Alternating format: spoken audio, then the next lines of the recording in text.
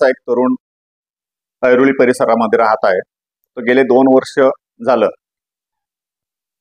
आपण IAS अधिकारी आहोत, IRS अधिकारी आहोत, महाराष्ट्र शासनाचे मुख्य कार्यकारी अधिकारी आहोत. अशी बनावट आयडेंटिटी कार्ड बनवून या परिसरामध्ये विविध शैक्षणिक संस्था, विविध कंपन्या या ठिकाणी जाऊन आपल्या बनावटगिरीच्या आयडेंटिटी कार्डच्या नावाचा वापर करून तो फसवेगिरी करीत असल्याची माहिती आम्हाला मिळाली होती.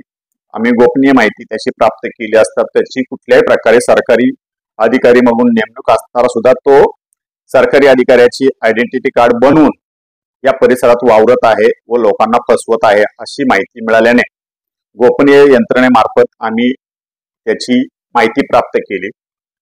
त्यानंतर मयूर पाटील नावाचे एक व्यक्ती आहे, त्याने पोलीस स्टेशनला या बाबतीत तक्रार दिल्याने त्याच्या घराची झडती घेतली असता त्याच्याकडे एक राजनैतिक विसा बनावट मिळालेला आहे, एक दोन आयडेंटिटी कार्ड मिळालेले आहेत आणि तसेच IPS चा ड्रेस शिवायला टाकल्याचं एक टेलरची पावती मिळालेली आहे.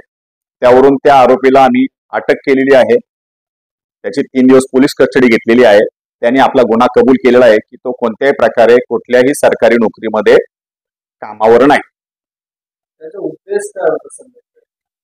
त्या उद्देश आणि त्यांनी किती जणांना फसवलेला आहे या बाबतीत आमचा तपास चालू आहे.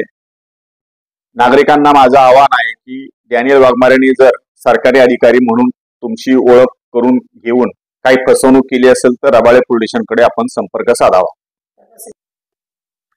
या बाबतीत चौकशी चालू आहे. तो एक ग्रॅज्युएट मुलगा आहे. या बाबतीत कागदपत्रे मिळवणे प्राप्त बाकी आहे. त्यांनी ग्रॅज्युएशन असल्याचं आम्हाला सांगितलेलं आहे.